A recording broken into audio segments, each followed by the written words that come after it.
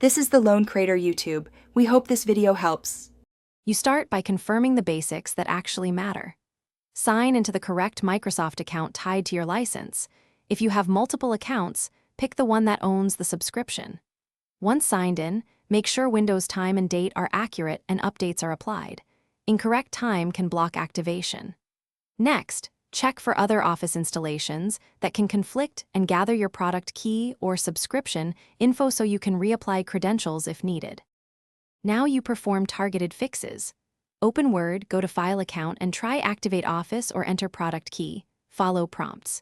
If that fails, run the Microsoft Support and Recovery Assistant for Office.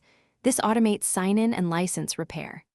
If SAW-RA doesn't resolve it, go to Windows Settings Apps, select Office, choose Modify and run Quick Repair. If problems persist, run Online Repair, which reinstalls activation components. Make sure to reboot between major steps to clear cached credential states. Finish with deeper actions if needed. Sign out of Office, open Windows Credential Manager and remove any stored Office or MSAPS credentials, then sign back in to force token refresh. If you're on volume licensing, use SLMGR/DLV or the Office OSP. VBS script to inspect KMS or MAK status and reapply keys. As a last resort, uninstall Office completely, reboot, reinstall and activate with your key or account. If activation still fails, one key troubleshooting tip. Try a different network, home versus corporate, to rule out firewall or proxy blocking activation. Thanks for watching.